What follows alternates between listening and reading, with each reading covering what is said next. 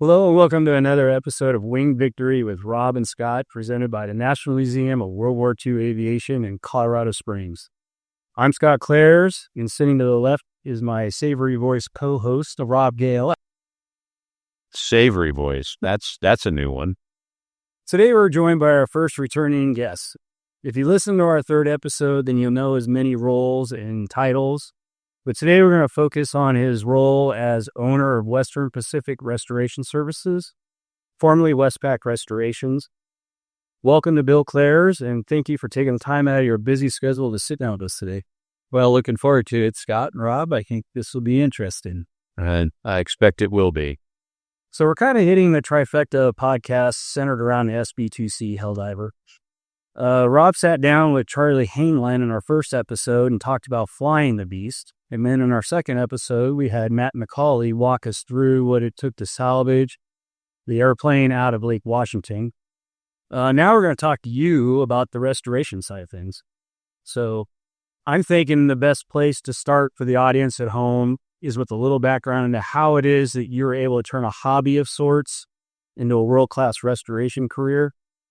How did you get going with this whole restoring airplanes type thing? Well, Scott, I tell everybody I fell off the turnip truck beds, obviously. It goes many years back. I owned a construction company, KD Mechanical, with a partner in Southern California. And as you remember, Uncle Larry, my oldest brother, had a T6, and he called me up one weekend and just said, "Hey, I'm going to Columbia to an air show in the T6, and I got a full open seat. Do you want to go?" And I'm sitting there going, I had no inclination towards aviation or doing anything, but I thought, I'm not doing anything this weekend, so why not? So I gave him a shout back and said, "When are you going to do it?" And he said, "Be down here Friday and we'll head up." So went to my first air show, and it was in a T6, and we had a ball. Columbia is a small little town in California. And I heard of Columbia, California. It was a beautiful place. I mean, it was in a valley where you went into, but the people there, it was like the biggest Warbird there for the show. So, it wasn't like taking a B-17 in or something, but you felt like you were in a B-17. So we spent there, we stayed at people's houses. We just had a great time. So that kind of started the fire a little bit. And then the next weekend, he asked me if I wanted to go to Chino, and I started laughing. I said, "There's nothing in Chino but cow farms, so why would you go there?" And he said, "Well, it's the mecca for warbirds in California. It's Chino Airport." So, yeah, sure. So I tell the story all the time that, we were in his old Chevy pickup truck and we drive around. That's when you could still get onto airports, and there was no issues. You just drive through the gate, and we're coming around the corner, and Planes of Fame was there, Air Museum. And as we came around the corner, Jimmy Maloney, who's passed now, was in a Corsair, and he was just bumping the prop through as we came around. And you saw that, you jump out and you're looking, and then he stops and he puts on the primer, and you hear this thing whirring, and then he starts cranking it through, and it's poof, poof, starting to fire off, boom, boom, boom, boom. And it, in those days you didn't have electric hydraulic pumps, so the wings were up, and as it started running and turning, the blades started turning, and the engine's running, and the wings are coming down, and the hair in the back of my head stood up, and I just looked over at Larry and I said, "I'm going to do that." And that's what started it. So, I always tell people, like, especially in the museum, you just never know what you say to somebody and what it might do, for their life or their career. I had never intended on an aviation career. I didn't really know that much about it, but I was hooked. I mean, and, from there, it spread like wildfire. We ended up going out.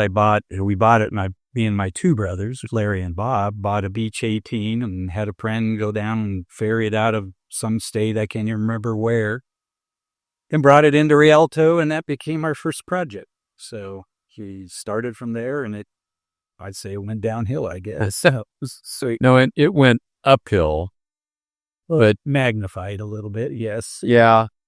I mean, I'm a little surprised that was your first exposure to warbirds, because you and I are of an age and a place I remember them in Southern California. I remember B-17s being fire bombers in my childhood. And I spent a lot of time at Chino. I spent a lot of time when the museum was before Chino. And that's interesting that you hadn't really been exposed. Well, I was born in the Valley, which is not too far, Rialto, which is not too far from Chino. But, when I got older, I moved up into the high desert. So I lived up in Apple Valley. And so we weren't really that connected to it, like you're saying. Yeah. The inland empire's down there and the high desert's up here. So you didn't see as much of the stuff that you would have seen. Not only that, I mean, you were heavily involved in racing dirt bikes at the time. So yeah, we raced. I had all kinds of other things that I loved. And, I love construction. I love building things. I loved welding. I was an industrial pipe fitter. And I went into business with a partner of mine, and we created a company called KD Mechanical. It was a pretty good mid-sized company, 60, 65 employees, I think. But that was a turning point. And, I still love the construction today, but obviously that's not what I do for a living. No, but you're certainly overseeing some major construction, as we talked the last time. Yeah, the construction of the museum, but that's old hat. That's just building, boxes basically. So completely good. So you get the bug with the T6, and you guys with your brothers go out and buy a beach. But how does it turn into not only are we going to fly these things, but you actually want to build these things? Well, that started from, there was a gentleman by the name of John Barone. We were at Rialto Airport because that's where Larry had the T6, and then we bought the Speech 18. It was weird because you had nothing but ramp. There was no hangars, and we had this little corner of a bunch of T-hangars. And this gentleman that worked for me, he was a laborer, and he was an operator, so he was running a forklift for us. And he needed money, and he had a Stearman project. And so he coerced me into buying in partners with him. And he had a T-hangar on the field, which made it more enticing.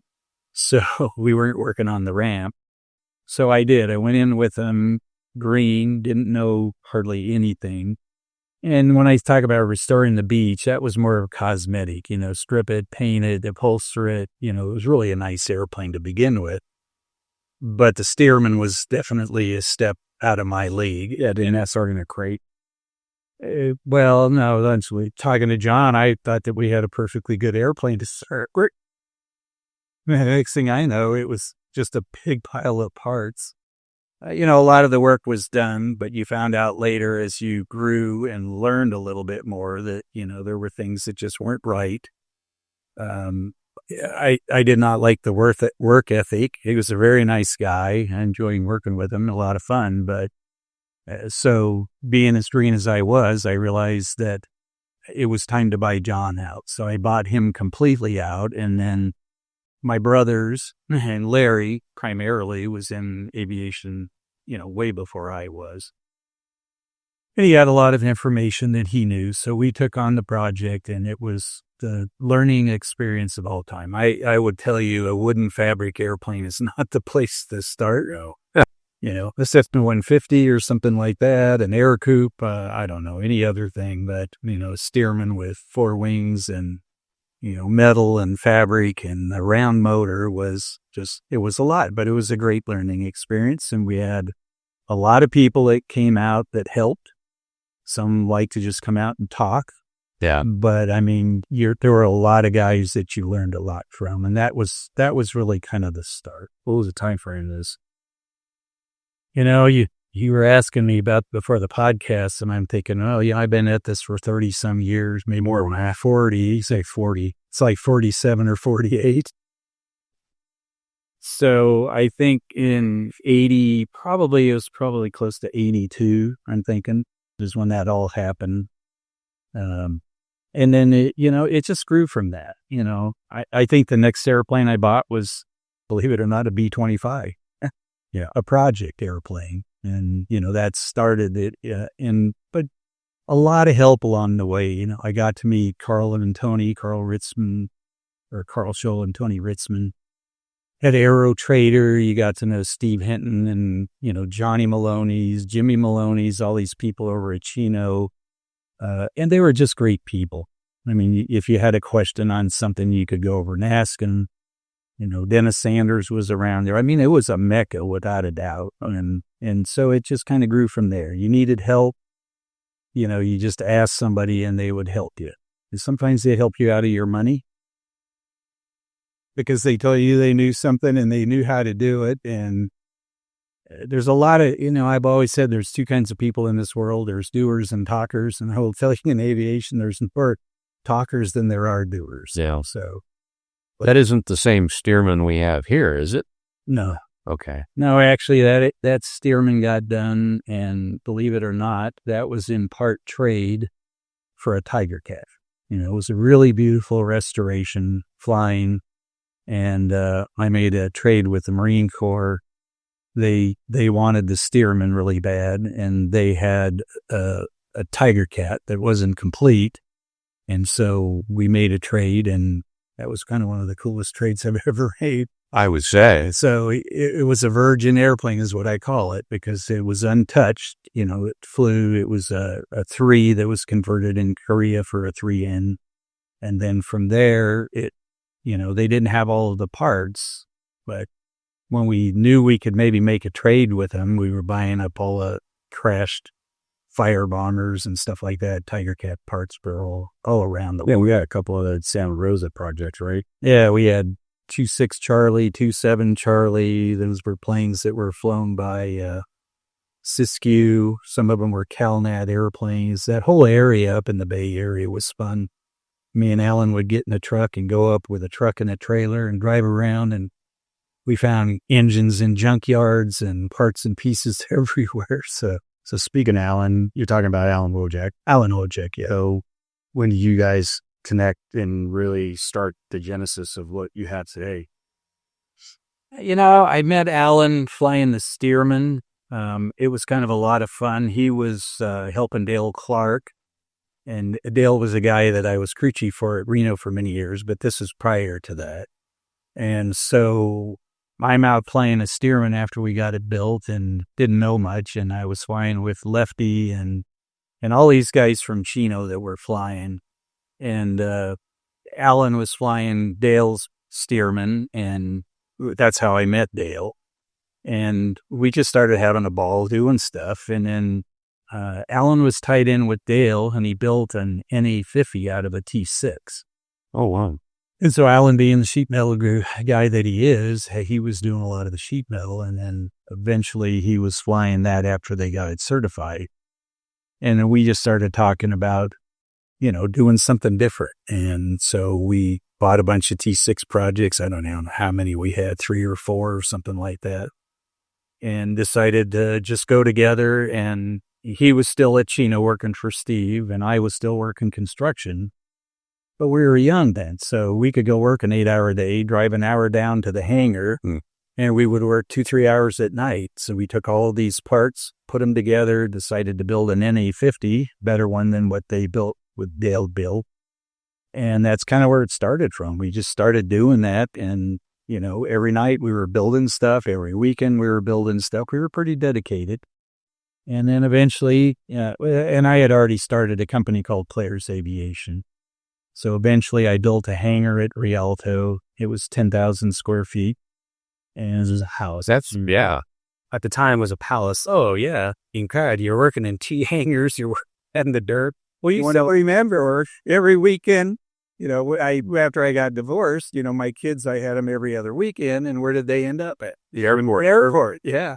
Same. But I had the same mini bike that's sitting over there, and they could ride the mini bike, but they came out and there was no bathroom. There was no heat. There was literally one electrical outlet, one 110 outlet in the hangar, and that was a gang hangar. And my brothers were electricians, so at night we were able to go into the hangars next to us, and they figured out how to wire off their 110 so we could get a 220 compressor going. So that's where you started off. But, you didn't care. You were happy. You got out there and you worked. But when we built the hangar, I built the hangar. It was like incredible. I was like state of the art, 10,000 square feet. And you'll never fill this thing up. Wow. Took about a year. So, yeah. So that's where Alan came. And I eventually, asked him if he wanted to come work over here at my hangar. And we got him and Beige and a few other guys eventually came over, and that's how we started the company originally. It was Klaers Aviation, and then it eventually became WESTPAC, I think. And a nice little side note, that original NA-50 that they built the first time is actually up in Centennial, Colorado. J.P. Thibodeau owns it and flies it to this day. Okay. Flies it at our air show. So that I was going to say the Genesis airplane of WESTPAC Restorations, essentially. And it's a cool looking airplane. I remember it from show before last. Yeah. But I had no idea that was it. It was a poor voice fighter. Yeah. So we had T6, you had a Stearman, you had a Beech 18, but you always wanted to go to the next step. But chasing the fighters, it's so different today than it was then. And you're just working guys, so you're trying to buy parts and pieces and build something.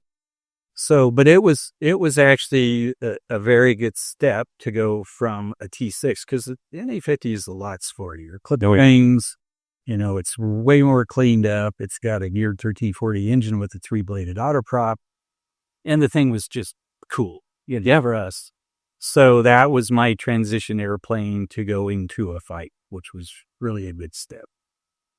It's a better step than going from a T6 into a fighter. It was just a step and a half. Yeah, when we weren't lucky enough to catch any of those 1946, here's a P-51 for $2,500, and we'll put gas in it so you can get home. Yeah.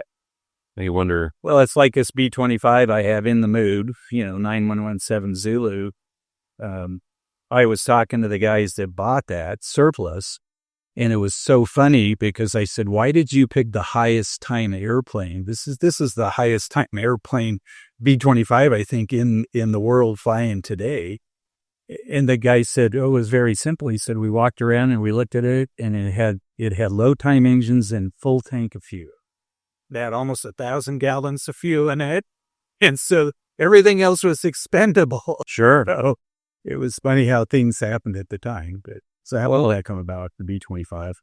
I mean, you guys are flying NA-50s and selling them and whatnot, but now you jump into a B-25? Well, that started off, okay, so now you're working on a T6, you're flying T6, and you got a Beech 18, and you Stearman, and you got all these littler airplanes, and you want to make the next step.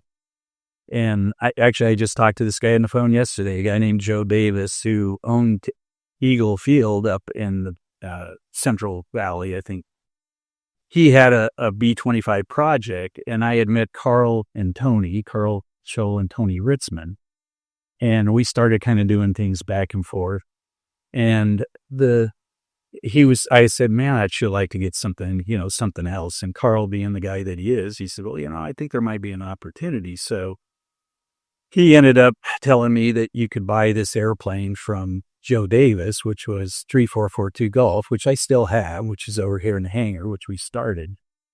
And I made a deal with them, and we bought it. We went down to Borrego with a little H3 hydro crane that we're still using out here. We just used it to put the P-40 together, something from the construction company.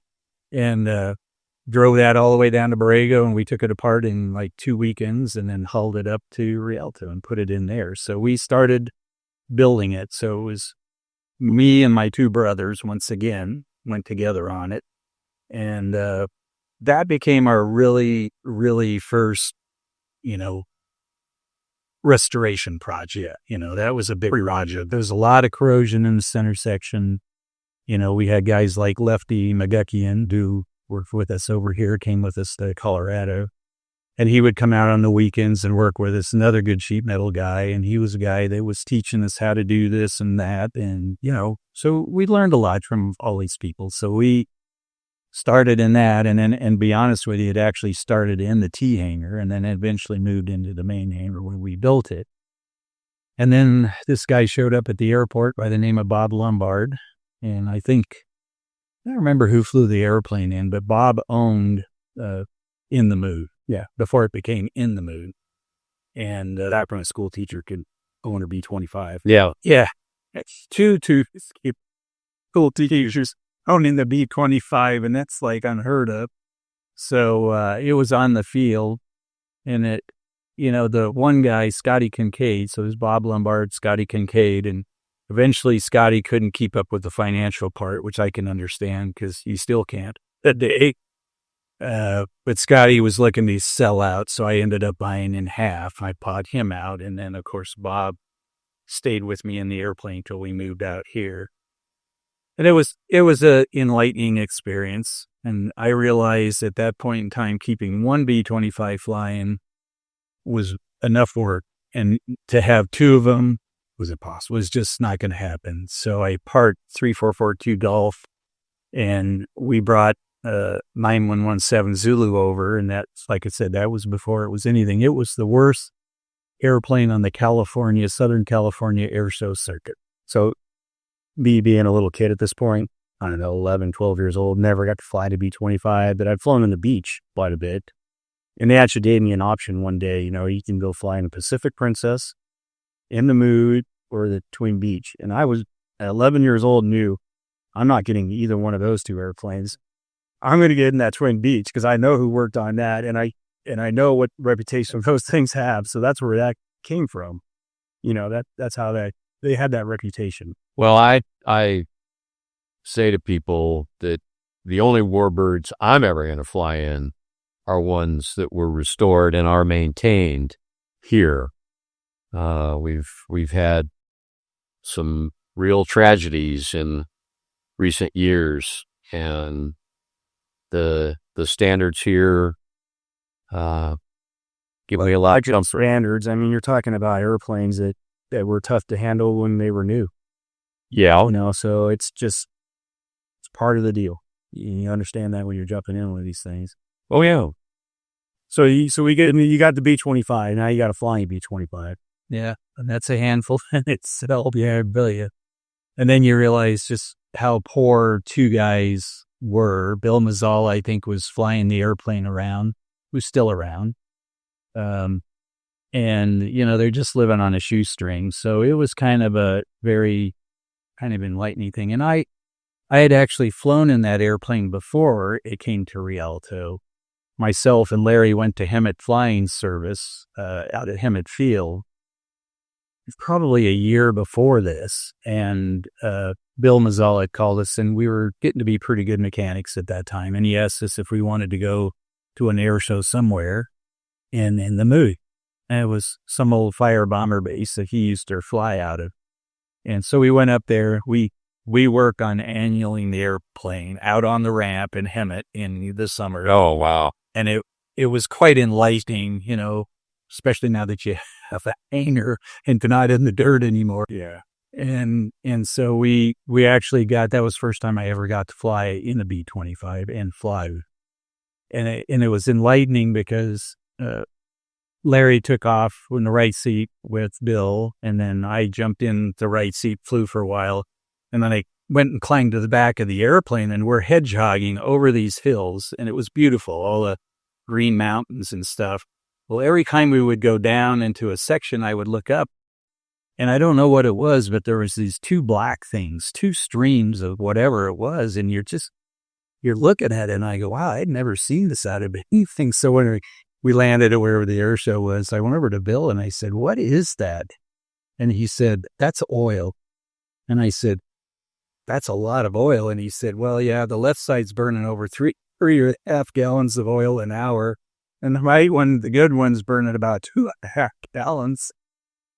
So basically, you could say everything was kind of worn out on the airplane, to say the least. And those were the low time engines. Yeah, I still actually have the one. I have both of those engines because we ended up having Jeff Lakey many years later after I bought into it. We had two engines overhauled, props overhauled, put radios in it instead of the old little Mark 12s or whatever they were. We'd actually talk to people. And I remember the first time I flew that airplane to an air show, I flew it with a handheld radio, and I flew it into the middle of L.A. Oh, man. and landed with a concrete barrier on both sides at Hawthorne Airport, and flew with Clay Lacy and I don't know how many, 30-some aircraft that were there, bombers, fighters, all kinds of stuff. And Clay Lacy was actually able to get us to we did a tour of the whole base in San Bernardino, all the way down to San Bernardino, back to L.A., and actually did a flyby over LAX. And I'm in the back because I have very little experience flying a B-25 with a handheld radio flying over LAX. And you're thinking, that'll never happen again. Not ever again. I'm surprised it ever happened to begin with. But, even then, I mean, LA, that's... Well, but that was guys like that. Clay Lacy could make stuff happen. Yeah, we flew over every airport, from Chino to San Bernardino, Riverside, Air Force bases. It was one of the coolest things I ever did, and I was hooked then. I mean, yeah, I got the bug, but that's not a bug. That's an infestation after that. That's a lifetime. Yeah, it was pretty. So these are a lot of like extracurricular activities, obviously, but they're not really tied to the restoration chart pertain to restorations. So at that time, what are you kind of doing as far as restorations are going in the business itself? Like, what are you working on? What is the level of a restoration at this point looking like? Well, I mean, the work we were doing, I think we helped Mark Mady, who was a really good friend of ours after a while. We didn't know him, but he was the guy we met at Camarillo. And he wanted a T6. So he bought a T6, we went out and inspected it, and then we brought it in, and we, wasn't a restoration, but you started trying to go through the whole thing and figure out what you got to do to make it a safe flyer, a good flyer without, spending a whole boatload of money. Eventually you sold that, and we went to buyer's inspection on a T-28. We brought that in. We did a bunch of stuff on that. You had just different people. Ted Milsheimer became a really good friend of mine. He owned a B-25 up in Carson, Nevada. Tootsie, they call it.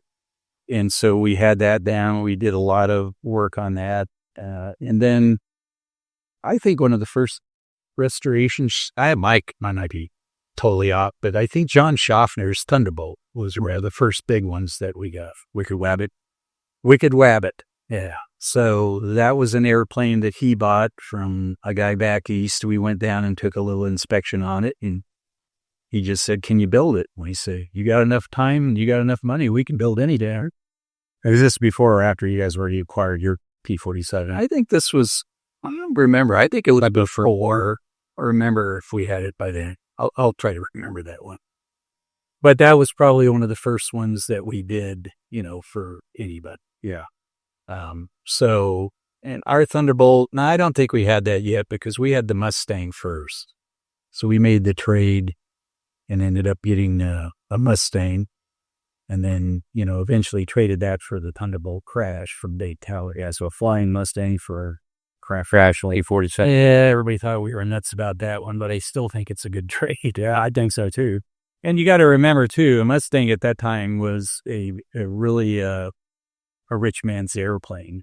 So Bill and Alan are out here, and we got a tired engine that you had to keep closing the coolant door to get the oil pressure up high enough with a Hall Zendroy worn out engine. And, we knew that we just couldn't afford the prices. And if we dented or dinged the prop, we would be toast. We couldn't afford it. So, we made the trade for the Thunderbolt. And then that was another one of our restoration projects that was pretty much the whole belly of the airplane had been cleaned off twice by Dave. And so we did that. But John's was really the first one we got. And I think that was a Yugoslavian plane that he had, that there was some doctor back east that started it. And we brought that in, and then it was a complete restoration from the ground up. And I'll never forget it because we did not realize that they had used plastic bead media in that airplane to strip the paint everywhere. And when we got ready to test fly, we flipped a coin, and I won the coin, so I'm going to be the big test pilot. And I remember taking off, and the canopy is closed. I closed the canopy, and it looked like a pinball machine. all of this plastic bead was coming out from everywhere. This, like, you couldn't see it. Flying the snow globe. Well, you didn't even know because, we didn't pull wings apart or anything because a lot of that work was already done. So now you got a string of, like, probably 3 Thunderbolts in a row because you got Wicked Wabbit, you got your guys's, and then you guys get into Neil Melton's. Yes, and Neil just came out of the blue, too. Now, Neil was a good friend with John Schaffner. They're both out of Tennessee. And that was a cold call also, just like John Schaffner. He just was reading some articles and saw that we were doing something. Well, Neil just calls me up out of the blue and says, "Hey, you don't know me, but my name's Neil Melton." Like Neil Tyatt, big teddy bear.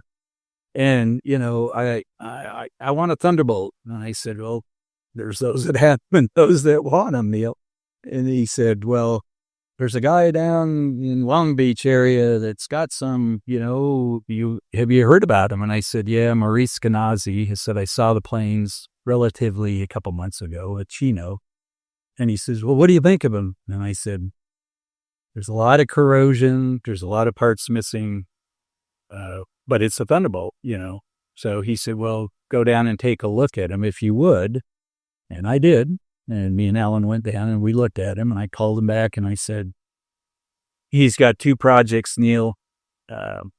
He probably has enough stuff with both projects to maybe make 1, but definitely not 2. But that's all I can tell you." "Well, would you build it for me?" I say, "Sure, we'll build it for anybody." Time and money. Yeah. So it created a huge relationship. But he sent us the money and said, "Go get it." So we took a check down. But remember, Maurice was so happy to get rid of the project, he tried to kiss me. Never forget that one. So we hauled him in from Long Beach, and then we started on those 2 projects and built him, his airplane, Hun Hunter. I forget the number on it. But that created a huge relationship with, just an incredible person. Yeah, I can tell you today. Yeah, we're still partners. Me and Neil are partners in a lot of stuff, and John Schaffner too. So, but we got the airplane done and flying. He was the best customer I've ever had. Yeah, a guy never looked at a bill the whole time we built the airplane, not one time. And he was co-owners of a Regal Cinemas, and he called me up before the plane got done, and I'll remember this forever, but he told me to bring all of the paperwork for that airplane. I want to go through it. He knew what was going on because him and his wife came out every quarter. They looked at the airplane. They brought all the employees gifts. They looked at the work. He's very intelligent. He's a very good pilot. He looked at everything, and then I'd say, "Oh, let's go in and take a look at the bill." And you just look at me and you go, "Are you happy?" And I go, "Yeah." And he says, "I'm happy.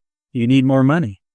And I go, "Well, not so far," because he gave me a pretty good chunk of money at the beginning. So now all of a sudden he calls me up and says, "Well, I got something we got to talk about. Load up all that paperwork and bring it down to me." So I flew to Tennessee and take everything in there, and I'm thinking, "What's this all about?" And then he tells me that he sold out of Regal Cinemas and he didn't want to write another check. Well, they ripped me a check the whole time, and it was a lot of money. That's all I could say. So, we sit down and I got this whole suitcase. I got a little suitcase with my clothes and this other one with all the backup, and he never looked at it. And I had to fly back to California with it all. Never looked at a bill the whole time. And, what a great guy. And he got everybody in the shop loved him, that just still be to this day. Oh, no. And we get Chris careful going on out with him because, you end up drinking scotch. Oh, boy. Oof. And likes the scotch. Well, obviously a man of refined taste. That's the Thunderbolt and good whiskey. Oh, he doesn't drink cheap stuff either, does he, tell you? Well, life's too short. So how extensive a restoration was Hunter? Was that like really kind of the first Warbird that was a real, would you say, like spar down? That was all over. We had to replace spars in it and everything. And I don't think, I won't divulge how much it was, but I will tell you, I thought at the end it was extremely cheap. I mean, he got a completely restored airplane, full of wings, fuselage, everything, all the way down and back. Yeah. And, it wasn't like some of the restorations where, like what we're looking at right here now, that came out of New Guinea that you can't use a lot. I mean, we reused the majority of the airplane, and but it was just a great airplane. When he loved it, it was different. John Schaffner didn't want a turbo supercharger. Neil, I want the turbo. I want this. I want it stock. I wanted The real thing. Yeah. John was more of, let's build a sport flyer. Was that kind of like the kickstart, would you say, to kind of what the Warbird movement has become, where everybody wants the full stock, the real thing, I know it wasn't twice an hour. Well, yeah, it might have been a start, but I know that had to really kick in. So he hooked up with Paul Allen. Yeah, but it was the prelude to it. I mean, when Bill and Alan did our Thunderbolt, we tried to do it, but again, we're not big buck people. Yeah. So, we put it together that it was a good safe flying airplane. If you look in the cockpit, it's like it was supposed to be. We had guys that we were working with, like Stan Holfer, that's over at Yanks Air Museum. And Stan was a revolutionary guy. I mean, everybody else is mostly you get a flying airplane and you take it apart, you refurbish it, you clean stuff, you fix sheet metal stuff, you put a new engine on it, you do the cockpit, paint it, and that's a plane on the door, yeah. But we realized early on that those days are over with, getting that flying airplane, like our airplane that came out of Peru as, the ones that the CAF brought out and Dave Talashe and all of that group, they were just coming to an end. So you find stuff that's in these foreign countries, it was gate guards and different things. And that was going to be the way you had to start going. And so Stan was a guy, it was the first guy that introduced us to microfilm, believe it or not. We had manuals, but never knew anything about the actual drawings and how do you get those. And he's very old school and very antiquated, but he was the one that sparked the bug into us about, you guys are, I forget what he kept calling us. Well, I called the guys at Chino's school kids or something. I don't know. He was always sparring with Steve Hinton in the group over there. But he was a guy that was really innovative in trying to restore stuff back to exactity standards. So you got to remember, a lot of these airplanes that, were left over had been fire bombers, had done any number of things. A Mustang, why are there so many Mustangs? That was a Cessna of its time. There was no Cessna. So what did you buy? Well, if you're a corporate executive, you buy a Mustang, you rip all of the armament out, you take the rear seat out, or not seat, but radios, fuel tanks and radios, and get rid of all that crap. And then you start, you build yourself your sport flyer. Cool. All right, well, so this conversation ran so long, it was so good, we decided to turn this into a two-part type conversation. So this is the end of part one. So what did you think about the beginnings of this whole empire? Well, I had no idea. Of course, you've known this guy your whole life. Yeah, and there was a lot of that I didn't know. Yeah, and to see how you go down a path, because that's really what happened. Yeah, I mean, it was like we've talked, I'm sorry, I don't mean to interrupt, but like how we've talked about that spark. Yeah. And that's just all that started this thing, was just like a one-time chance. Well, hey, God bless let me your take uncle. you to this air show and let's go have some fun. And then that sparked everything that we're sitting in right now.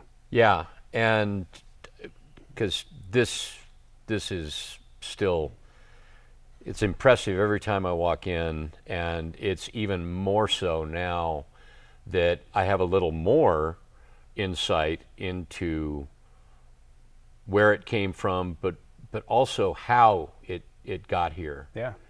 And it's just a gift to be in a facility like this, where, I mean, this is magic. It's Mecca.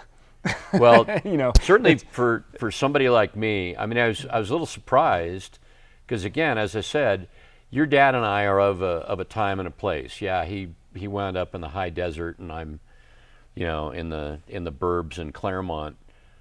But in those days, World War II was still everywhere. Yeah, but I could tell you, as having a racing background myself, like when you were doing something like that, you were immersed, completely involved in what it is that you're doing. And then when you turned around and he starts a construction company, and I mean, anybody that's ran their own company knows you were completely immersed, if it's going to be successful at all. So I could see where, you don't necessarily have the focus in these other places, and then just to have that chance, hey, let's go have some fun. And, at the time he was probably thinking, well, I got a million other things I could be doing right now, but okay, let's go do this. Hang out with my brother. And then it just changes the whole course of your history. I mean, that's just. But also, I think there is, your dad mildly alluded to it, there's a lot of, this is supposed to have happened. Yeah. Well, yeah. I mean, this is, when you find your calling and you know that you found it, then you do everything you can. Because I guarantee it wasn't a straight trajectory as he kind of put it, or, we kind of ran it out. I mean, there were definitely times where I know that they were running avgas in their cars just to get home because, the economy crashes or whatever. What's the first thing that goes? Everybody's toys. Yep. And at that point, these things were just toys for people. They weren't the history relics that they are today, that, the reverence quite as much. And part of that was because initially, I think, after the war, they were so cheap. Yeah. And so abundant, so plentiful. During the war, they weren't worried about preserving history. And you're right, these were toys. Your dad said, that's a Cessna. It was an expensive hobby. Yeah. And so when the economy goes and your business is predicated off of other people's expensive hobbies, those are the first things that go.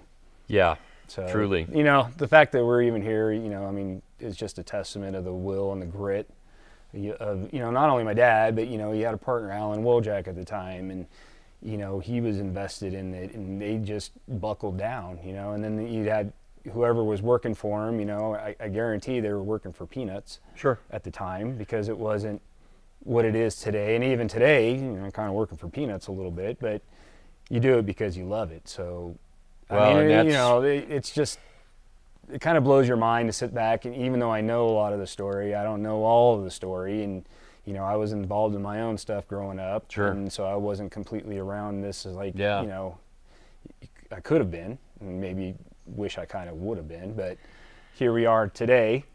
And so, you get to sit back and see the fruits of the labor. And once again, it all happens when and as it's supposed to. Yeah. That's something I believe about life. And you go down that path, but to find something that you not only love to do, but is so valuable. Yeah. Well, and it's valuable. A real gift. It's valuable in the zeitgeist of history, I think. Really it is. People talk about, the restorations today and maybe almost scratch building an airplane, and, well, that's not it doesn't matter. If you don't halfway scratch build a Helldiver, which we didn't scratch build, but there's a lot of that is new build. Yeah. You're never going to see an SB2C-1 flying in your lifetime. Nope. It just isn't going to happen. And that's where we're at. Well, and if you don't do it right, you shouldn't be flying that airplane. No. Well, yeah. Obviously, that's that. Yeah. Well, again, I'm thinking of recent events where we've lost aircraft because it wasn't done right. Well, and again, there's a lot of factors. There's just when it comes down to it, it's a human factor. Yes, exactly. And that human factor factors into every aspect of aviation. So no doubt, the mechanics, the restoration, to the piloting, to even the air traffic control and whatever. So as long as you got a human factor, there's always going to be issues. And you'll. And that's maybe for another podcast or something. Probably so. And so we've already run long. Yeah, so this is our first one of two we decided to do. Yeah. So, when this pod drops, we should be knee deep in flying airplanes out here at the museum. It's going to be about mid-September or so. So if you're ever thinking about making a trip out to the museum, that'd be a really good time to do it. I mean, everybody's kids have probably been in school for about the last month. It might be a good... They're probably ready for a break. Yeah, get a little break, come out, see some history flying, enjoy it. You can find all of our socials, again, in the description of the podcast. So if you found the podcast, you can find all of our socials, including this guy's. Believe it or not. So for all the museum dates and events and everything, you can go to our museum website, which is worldwariiaviation.org. If you're listening to us on a podcast app, you can watch this podcast in all of its visual glory on YouTube at National WWII Aviation. And if you like what you've seen or heard, please like, subscribe, share it with your friends, because it all helps. It's going to keep this thing going. We're excited about it. We'd like to get some eyeballs and earballs on it. It'd be great. Every little bit helps. So I guess thank you for Bill Klaers for taking the time out of his very busy schedule to sit down with us today. We learned a ton. And for my co-host, Rob Gale, and producer William Stephenson, and myself, Scott Klaers, thank you for taking a little time out of your day, and appreciate you listening and watching. Truly. Stay safe out there. Thank you.